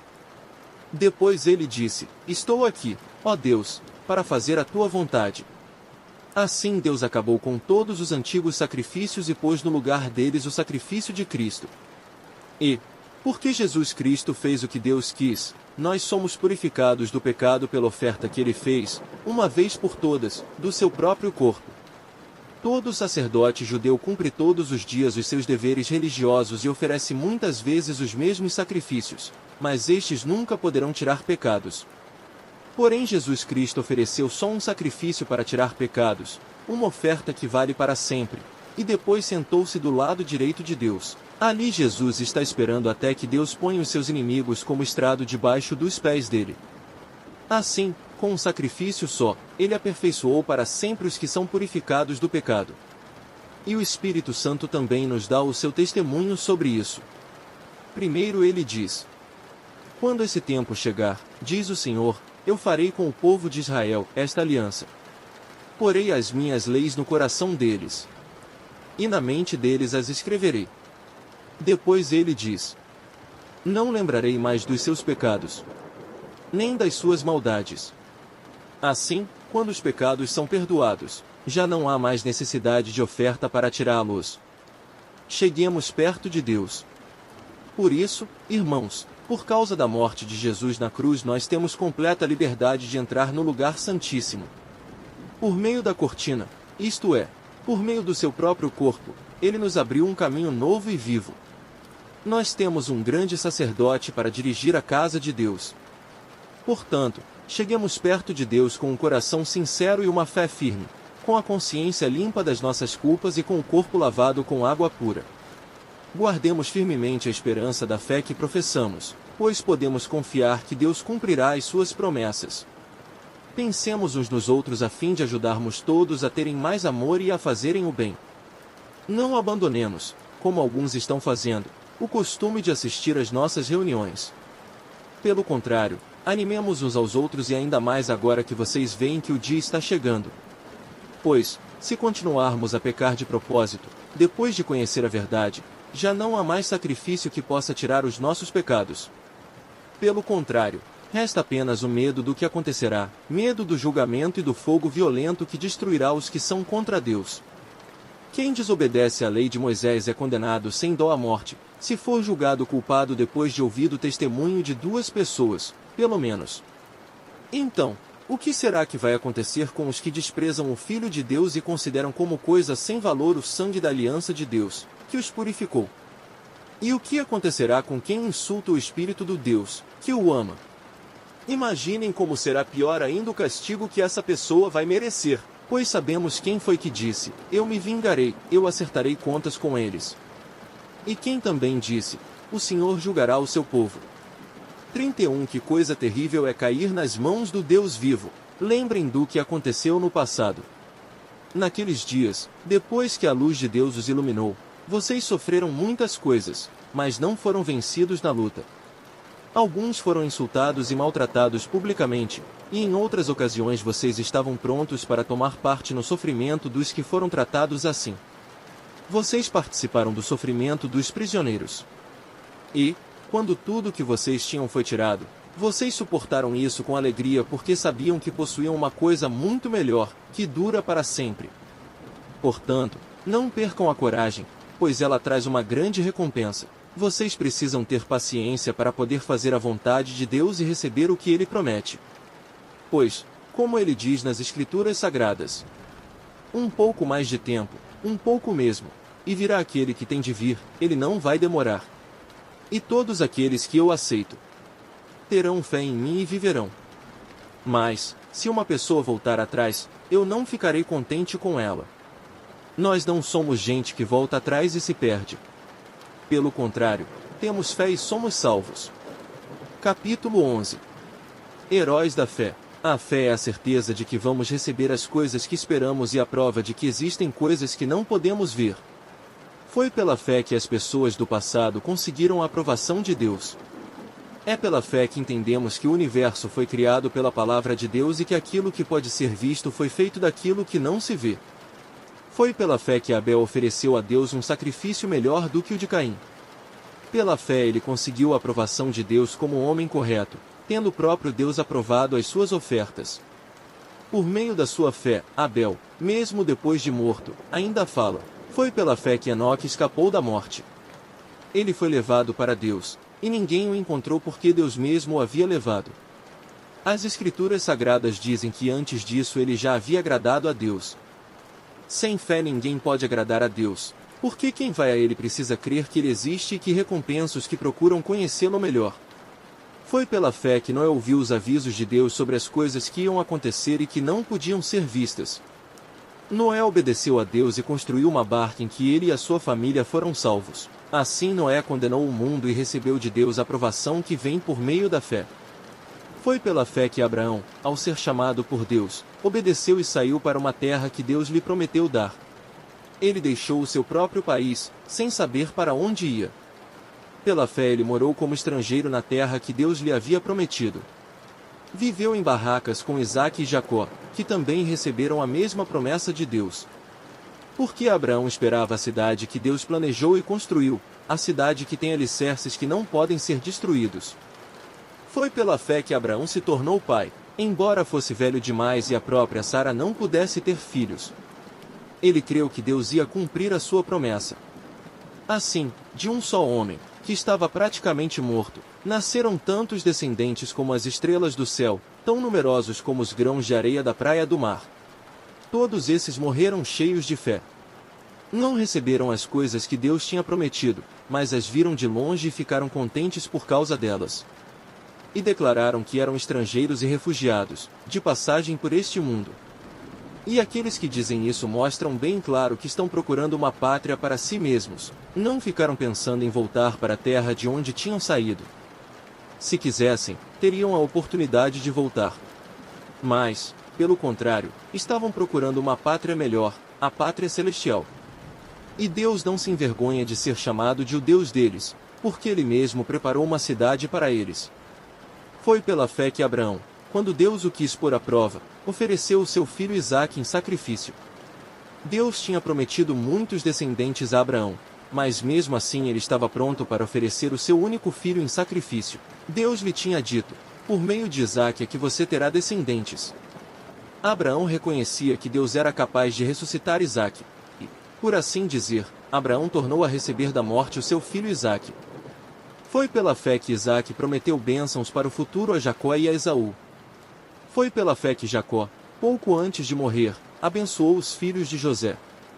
Ele se apoiou na sua bengala e adorou a Deus. Foi pela fé que José, quando estava para morrer, falou da saída dos israelitas do Egito e deu ordem sobre o que deveria ser feito com o seu corpo. Foi pela fé que os pais de Moisés, quando ele nasceu, o esconderam durante 3 meses. Eles viram que o menino era bonito e não tiveram medo de desobedecer à ordem do rei.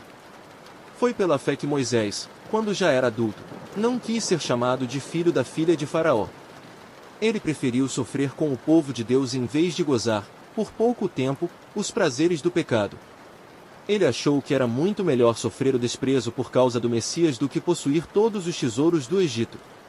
É que ele tinha os olhos fixos na recompensa futura. Foi pela fé que Moisés saiu do Egito, sem ter medo da raiva do rei, e continuou firme, como se estivesse vendo Deus invisível.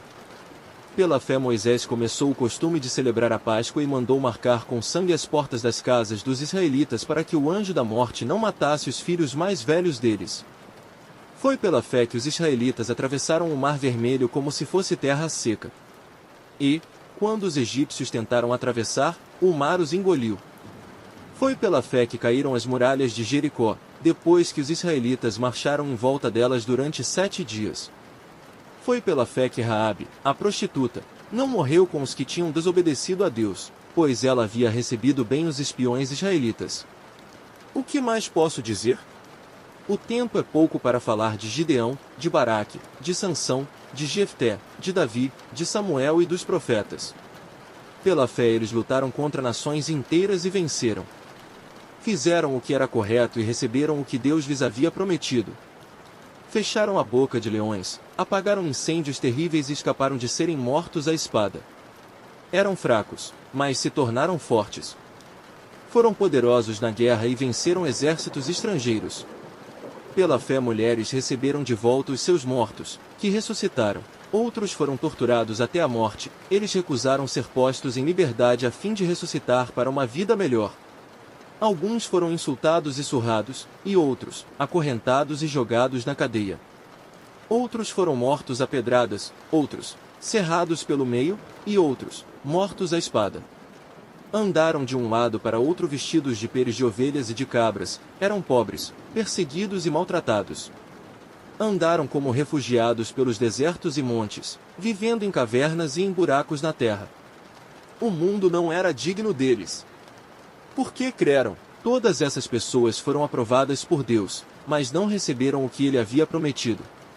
Pois Deus tinha preparado um plano ainda melhor para nós, a fim de que, somente conosco, elas fossem aperfeiçoadas. Capítulo 12. Deus, o nosso Pai. Assim nós temos essa grande multidão de testemunhas ao nosso redor. Portanto, deixemos de lado tudo que nos atrapalha e o pecado que se agarra firmemente em nós e continuemos a correr, sem desanimar, a corrida marcada para nós. Conservemos os nossos olhos fixos em Jesus, pois é por meio dele que a nossa fé começa, e é ele quem a aperfeiçoa. Ele não deixou que a cruz fizesse com que ele desistisse. Pelo contrário, por causa da alegria que lhe foi prometida, ele não se importou com a humilhação de morrer na cruz e agora está sentado do lado direito do trono de Deus. Pensem no sofrimento dele e como suportou com paciência o ódio dos pecadores. Assim, vocês, não desanimem, nem desistam.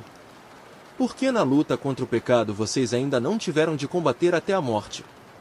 Será que vocês já esqueceram as palavras de encorajamento que Deus lhes disse, como se vocês fossem filhos dele? Pois ele disse: preste atenção, meu filho, quando o Senhor o castiga, e não se desanime.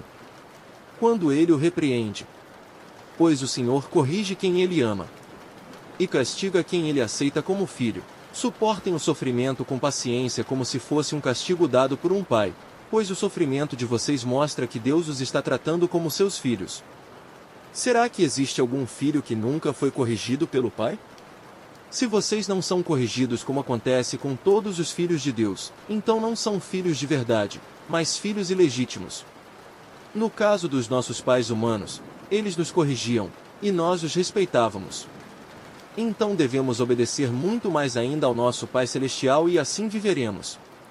Os nossos pais humanos nos corrigiam durante pouco tempo, pois achavam que isso era certo, mas Deus nos corrige para o nosso próprio bem, para que participemos da sua santidade. Quando somos corrigidos, isso no momento nos parece motivo de tristeza e não de alegria. Porém, mais tarde, os que foram corrigidos recebem como recompensa uma vida correta e de paz. Conselhos e avisos. Portanto, levantem as suas mãos cansadas e fortaleçam os seus joelhos enfraquecidos. Andem por caminhos aplanados para que o pé aleijado não manque, mas seja curado. Procurem ter paz com todos e se esforcem para viver uma vida completamente dedicada ao Senhor, pois sem isso ninguém o verá. Tomem cuidado para que ninguém abandone a graça de Deus. Cuidado, para que ninguém se torne como uma planta amarga que cresce e prejudica muita gente com o seu veneno. E tomem cuidado também para que ninguém se torne imoral ou perca o respeito pelas coisas sagradas, como Esaú, que, por causa de um prato de comida, vendeu os seus direitos de filho mais velho. Como vocês sabem, depois ele quis receber a bênção do seu pai. Mas foi rejeitado porque não encontrou um modo de mudar o que havia feito, embora procurasse fazer isso até mesmo com lágrimas. Vocês não foram como o povo de Israel, vocês não chegaram perto de alguma coisa que se pode tocar, como o Monte Sinai com o seu fogo destruidor, a escuridão e as trevas, a tempestade, o barulho de trombeta e o som de uma voz. Quando os israelitas ouviram a voz, pediram que ela não dissesse mais nada, pois eles não podiam suportar a ordem que dizia: até um animal, se tocar o monte, deverá ser morto a pedradas. O que estavam vendo era tão terrível, que Moisés disse: estou tremendo de medo. Pelo contrário, vocês chegaram ao Monte Sião e à cidade do Deus vivo, a Jerusalém celestial com os seus milhares de anjos. Vocês chegaram à reunião alegre dos filhos mais velhos de Deus, isto é, daqueles que têm o nome deles escrito no céu. Vocês chegaram até Deus, que é o juiz de todos, e chegaram também aos espíritos dos que são corretos e que foram aperfeiçoados. Vocês chegaram até Jesus, que fez a nova aliança e que borrifou o sangue que fala de coisas muito melhores do que o sangue de Abel. Portanto, tenham cuidado e não recusem ouvir aquele que fala. Aqueles que recusaram ouvir a pessoa que entregou a mensagem divina na terra não puderam escapar. Por isso muito menos escaparemos nós se rejeitarmos aquele que lá do céu nos fala. Naquele tempo a voz de Deus fez com que a terra estremecesse, mas agora ele prometeu isto: mais uma vez farei com que trema não somente a terra, mas também o céu. As palavras mais uma vez mostram bem que as coisas criadas serão abaladas e mudadas, para que as que não podem ser abaladas continuem como estão. Por isso sejamos agradecidos, pois já recebemos um reino que não pode ser abalado. Sejamos agradecidos e adoremos a Deus de um modo que o agrade, com respeito e temor. Porque, na verdade, o nosso Deus é um fogo destruidor. Capítulo 13. Como agradar a Deus? Continuem a amar uns aos outros como irmãos em Cristo. Não deixem de receber bem aqueles que vêm à casa de vocês, pois alguns que foram hospitaleiros receberam anjos, sem saber. Lembrem dos presos, como se vocês estivessem na cadeia com eles. Lembrem dos que sofrem, como se vocês estivessem sofrendo com eles. Que o casamento seja respeitado por todos, e que os maridos e as esposas sejam fiéis um ao outro. Deus julgará os imorais e os que cometem adultério. Não se deixem dominar pelo amor ao dinheiro e fiquem satisfeitos com o que vocês têm, pois Deus disse: Eu nunca os deixarei e jamais os abandonarei. Portanto, sejamos corajosos e afirmemos: O Senhor é quem me ajuda, e eu não tenho medo. Que mal pode alguém me fazer? Lembrem dos seus primeiros líderes espirituais, que anunciaram a mensagem de Deus a vocês. Pensem como eles viveram e morreram e imitem a fé que eles tinham. Jesus Cristo é o mesmo ontem, hoje e sempre. Não se deixem levar por ensinamentos diferentes e estranhos que tiram vocês do caminho certo. É bom sermos espiritualmente fortes por meio da graça de Deus e não por meio da obediência a regras sobre alimentos. Pois os que obedecem a essas regras não têm sido ajudados por elas. Os sacerdotes que servem no templo não têm o direito de comer do sacrifício que é oferecido sobre o nosso altar. O grande sacerdote leva o sangue de animais para dentro do lugar santíssimo a fim de oferecê-lo como sacrifício pelos pecados. Mas os corpos dos animais são queimados fora do acampamento. Por isso Jesus também morreu fora da cidade de Jerusalém para, com o seu próprio sangue, purificar o povo dos seus pecados. Portanto, vamos para perto de Jesus, fora do acampamento, e soframos a mesma desonra que ele sofreu. Porque neste mundo não temos nenhuma cidade que dure para sempre, pelo contrário, procuramos a cidade que virá depois. Por isso, por meio de Jesus Cristo, ofereçamos sempre louvor a Deus. Esse louvor é o sacrifício que apresentamos, a oferta que é dada por lábios que confessam a sua fé nele. Não deixem de fazer o bem e de ajudar uns aos outros, pois são esses os sacrifícios que agradam a Deus. Obedeçam aos seus líderes e sigam as suas ordens, pois eles cuidam sempre das necessidades espirituais de vocês porque sabem que vão prestar contas disso a Deus. Se vocês obedecerem, eles farão o trabalho com alegria, mas, se vocês não obedecerem, eles trabalharão com tristeza, e isso não ajudará vocês em nada. Continuem a orar por nós. Temos certeza de que a nossa consciência está limpa, pois sempre queremos fazer o que é correto. E peço a vocês, de modo todo especial, que orem para que Deus me mande de volta a vocês o mais depressa possível. Uma oração. Deus ressuscitou o nosso Senhor Jesus, que, por causa da sua morte na cruz, é o grande pastor do rebanho. E é por meio do sangue de Jesus que a aliança eterna é selada. Que o Deus de paz lhes dê tudo de bom que vocês precisam para fazer a sua vontade. E que Ele, por meio de Jesus Cristo, faça em nós tudo o que lhe agrada.